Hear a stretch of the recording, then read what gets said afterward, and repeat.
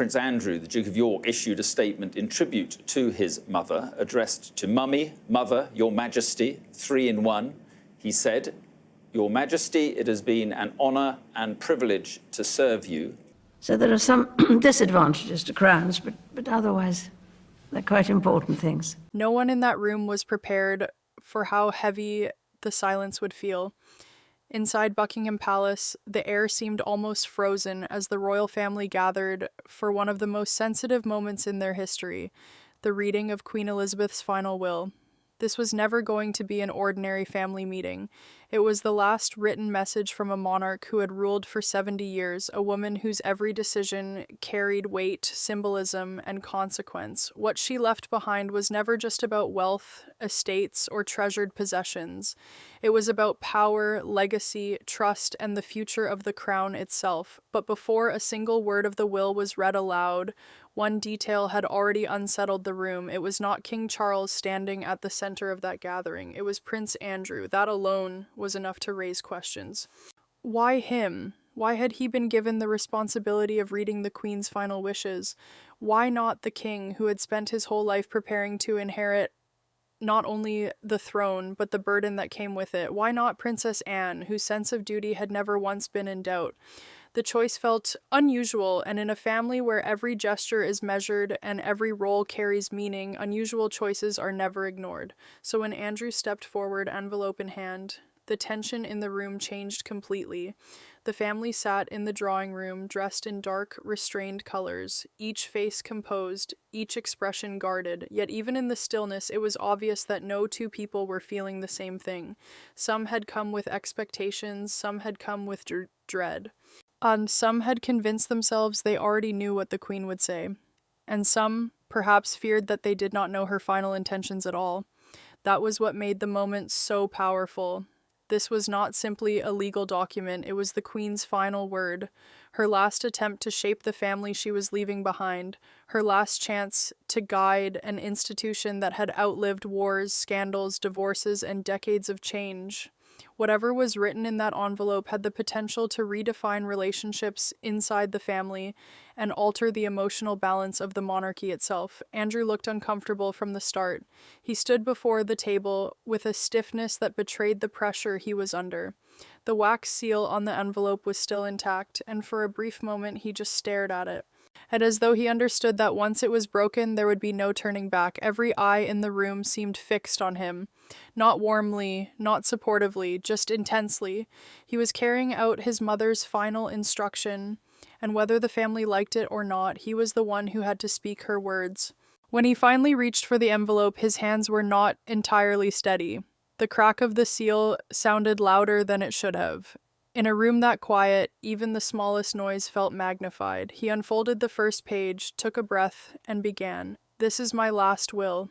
And just like that, everything changed. For a fleeting second, it almost felt as though Queen Elizabeth herself had entered the room again. Her presence, her authority, her discipline, all of it seemed to return in those words. The family straightened. The emotional distance between them and the Queen's memory suddenly vanished. Whatever resentments, expectations, or calculations had existed before were forced to make room for something else. The fact that this was the final voice of a woman who had shaped all of their lives. The opening words were gracious and measured. She expressed gratitude for her family's support, for their service, and for their devotion to the monarchy. It was dignified, careful, and unmistakably hers, but everyone in the room knew the formal beginning was only that, a beginning. The real weight of the will would be found in the details. Then Andrew turned to the first major instruction. To my dear son Charles. The room seemed to settle as if everyone expected the obvious to come first. Charles was to oversee Windsor Castle. There was no shock there. No one would have been surprised by that decision. Windsor had long stood at the heart of royal continuity, and Charles, as king, was the natural guardian of it. He gave only the slightest nod when Andrew read the words, acknowledging them without reaction, and as though this part was exactly what he had expected, but that calm did not last long. The next decision shifted the entire atmosphere. I have given Sandringham estate to my daughter Anne. This time there was movement in the room. Eyes lifted, expressions changed. Even among those who tried to remain composed, surprise was impossible to hide. Sandringham was not just another property. It was deeply tied to the family's history and to the image of continuity passed from sovereign to sovereign. Many would have assumed it would remain attached to the reigning monarch. Instead, the Queen had placed it in Anne's care. Anne herself remained outwardly controlled, but even she could not completely hide the flicker of surprise that crossed her face. For a woman rarely given to dramatic displays, that small reaction said enough. So she understood what Sandringham represented. This was not simply an inheritance, it was trust, it was responsibility, it was recognition, and Charles noticed. He did not speak, he did not interrupt, but the tension in his face grew more visible, a tightening at the brow, a stillness that looked less like calm and more like restraint. This was not clearly how he had imagined the division of responsibility would unfold. But Andrew kept reading. And that was when the Queen's will moved from surprising to deeply unconventional. Breaking from long-established tradition, she had decided that some properties and responsibilities would no longer rest under the authority of a single figure. Instead, certain parts of the royal legacy would be shared. The clearest example of this came next. Balmoral would no longer belong solely to one royal hand, and instead it would serve a shared purpose among several members of the family. That was a profound shift. Balmoral was more than an estate. It was one of the family's most intimate and symbolic places, full of memory, retreat, routine, and history. It had long stood as a place of togetherness, but also of hierarchy, linked to the leadership of the monarch. To divide its care was to challenge something quietly understood for generations. It suggested that the Queen, even in her final instructions, was trying to rebalance not just property but influence. And not everyone was comfortable with that. Charles seemed especially unsettled. There was no outburst, no visible break in composure, but the displeasure was there. He had spent his life stepping toward a role defined by inheritance, continuity, and central authority. Now, in one carefully worded decision, his mother appeared to be redistributing that center of gravity. And then Andrew moved to the younger generation. The shift in tone was immediate. The will was no longer only about estates and symbolic authority. It became more personal, more intimate, and in some ways more revealing. To Catherine, Andrew read that the Vladimir tiara was being left to her as a symbol of grace, continuity, and the future. Catherine's reaction was subtle but meaningful. There was gratitude in it, certainly, but not celebration. She understood exactly what a gift like that meant. The tiara was not merely a jewel. It was a statement, a sign that the Queen saw her not just as part of the family, but as someone who would carry its image, discipline, and burden into the future. It was honor, yes, but also expectation, and expectation in that family is never light. The room had barely absorbed that when Andrew continued. At this time turning to Prince George and Princess Charlotte, the Queen's words, as read aloud, emphasized that George's future role would demand far more than title alone. Leadership, she suggested, was only as strong as the people it served. It was a message with greater depth than some had expected, especially in such a charged moment, but just as the room began to settle into the rhythm of solemn inheritance, another name entered the air and changed everything again: Harry. The reaction was instant, even if no one spoke. Andrew read that a ceremonial sword, once tied to royal history and legacy, was being left to him. It was not an ordinary object, and no one in that room would have seen it as one. A ceremonial sword is not just a possession. It carries echoes of service, authority, history, and duty. To leave such an item to Harry, and after all that had happened, was never going to be interpreted neutrally.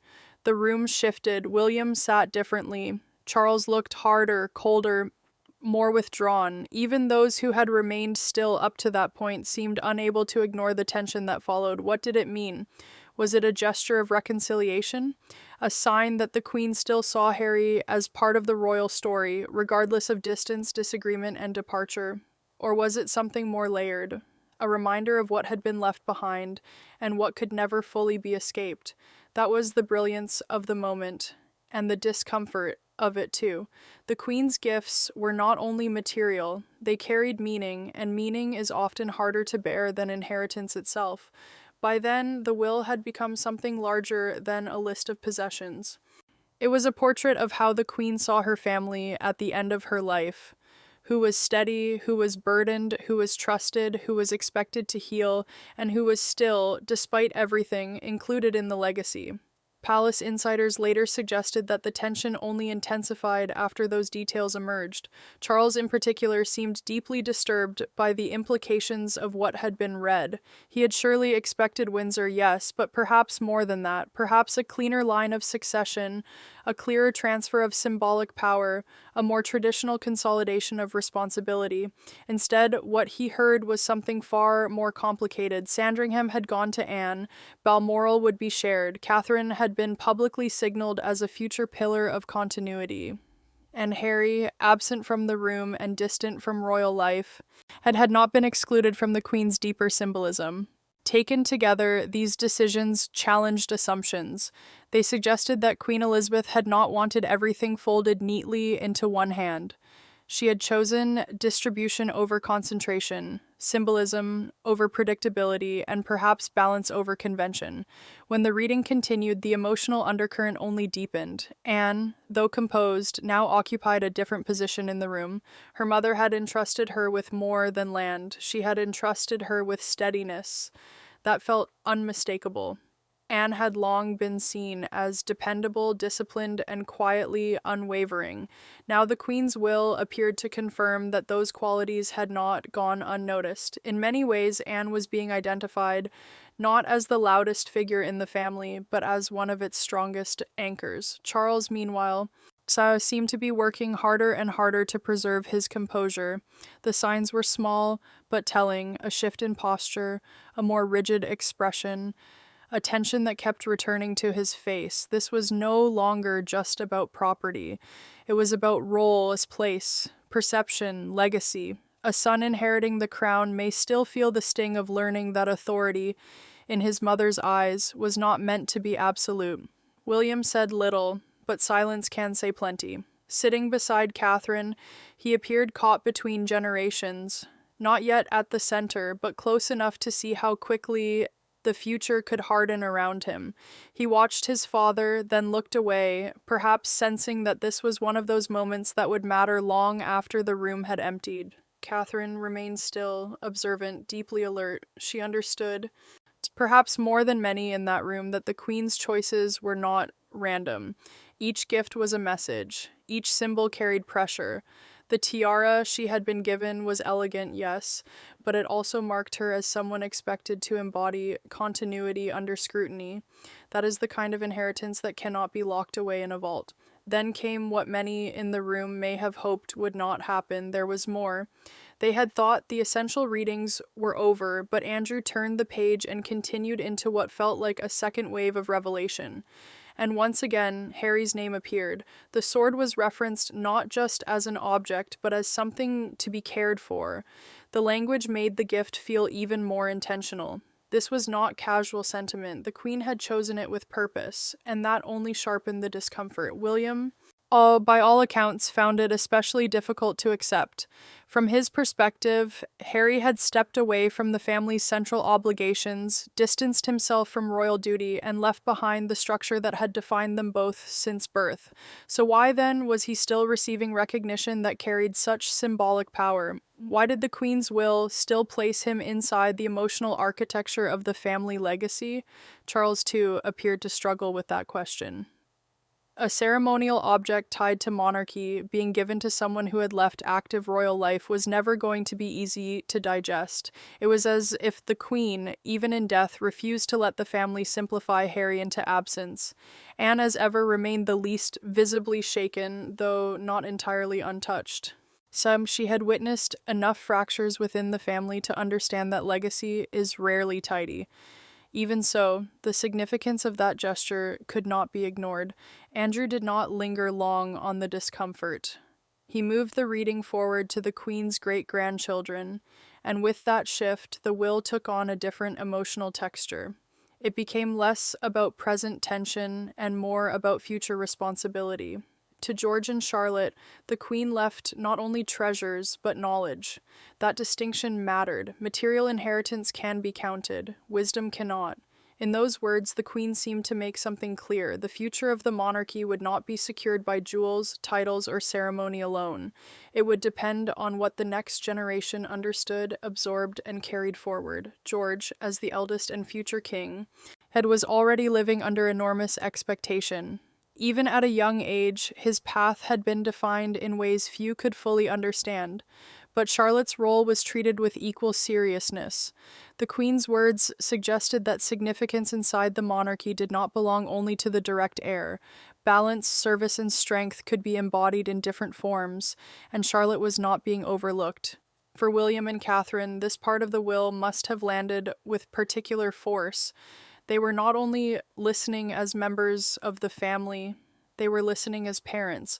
The Queen was not simply acknowledging their children, she was defining the kind of future those children were being prepared to enter, a future of visibility, scrutiny, duty, and inherited pressure. Then Andrew turned to the final child named in that generation, Louis. To him, the Queen had left something more personal than property or ceremony, a handwritten letter. That gift may have been the most intimate of all. A letter suggests voice, memory, guidance, something private enough to be treasured and powerful enough to be returned to over a lifetime. While others received estates, symbols, and heirlooms, Louis was given words, the kind of words a child could grow into, the kind of message that might reveal not what the monarchy required of him, but what his great-grandmother hoped he would understand about life, duty, and compassion. By this point, the room had moved far beyond shock. What settled over everyone now was something heavier and quieter, realization. Then came the final section of the will. Andrew folded back the last page carefully before reading the Queen's closing wishes. Her final message was simple in language, but immense in meaning. She hoped the family would find unity in division, strength in hardship, and purpose in service. And she reminded them that the ties between them were real, but ties, no matter how strong, still need care. They need mercy. They need patience. They need understanding if they are to endure. Those words landed differently from everything that came before. The tension in the room did not vanish, but it transformed. Up to that point, the will had stirred surprise, discomfort, resentment, and reflection. Now it forced everyone to confront something even more difficult. The Queen had seen the fractures. She knew the divisions were real, and in her final message she had not denied them. She had answered them. Anne seemed especially moved by that part. The Queen acknowledged her as a steady presence, someone who had quietly helped hold the family together in times of strain. It was not dramatic praise. It was something more meaningful than that. And it was recognition from a mother who had watched everything. Anne did not seek attention, and perhaps that is why the acknowledgement mattered so much. She had done the work without asking for applause. Now, in one final act, the Queen had written her strength into the family story. Andrew paused after reading those words. When he looked up, the room no longer felt divided in the same way it had at the beginning. The silence remained, but it had changed. It was no longer the silence of fear or speculation. It was the silence that follows truth. Difficult truth, complicated truth, but truth nonetheless. He continued into the Queen's final hope for the monarchy. She wanted the family to adapt, to grow, and to become stronger with each generation. She made clear that legacy was not just like a matter of crowns passed from parent to child. Legacy, and in her eyes, lived in conduct, in kindness, in service, in the way they treated one another, and the people they represented. That may have been the most powerful revelation of all. For all the grandeur surrounding the monarchy, for all the ceremony, land, and titles, the Queen's final emphasis was not on possession. It was on responsibility, not on privilege, but on duty, not on image, but on endurance through character. When Andrew finished reading, the room fell into a profound stillness. No one rushed to speak. Charles was the first to break the silence. His voice, when it came, was calm but firm. He reminded the family that their mother's words were not merely sentimental. They were a call to action, a reminder that whatever disagreements existed, whatever disappointment had been stirred, the obligation ahead of them remained. The responsibility they carried was not decorative, it was real. It demanded full commitment. The others listened, some nodded, some looked inward. No one could have walked away untouched. Eventually, people began to drift apart within the room, each carrying their own version of what had just happened. But Anne stayed behind a moment longer. The pages had been folded, the envelope rested near her. The room was quieter now, emptied of immediate tension, but still full of memory. She sat with the Queen's words echoing in her mind: strength, unity, duty, care. The task ahead would not be easy. It never had been. But Anne had long understood that being part of that family meant carrying burdens privately and steadily. If her mother had trusted her to hold part of the legacy together, then she would do exactly that. At last she rose, composed herself, and prepared to leave the room. Outside, the palace grounds remained calm. The world beyond those walls continued as it always does. Unaware of the full emotional weight that had settled inside that drawing room. But something important had shifted, not just in property or symbolism, but in understanding. The Queen's final will had done more than distribute inheritance. It had revealed what she believed about each of them. It had shown where she placed her trust. It had reminded them that legacy is never only about what is handed down, but about what is carried forward. And whether they liked every part of it or not, they now had to live with what her final words had made impossible to ignore.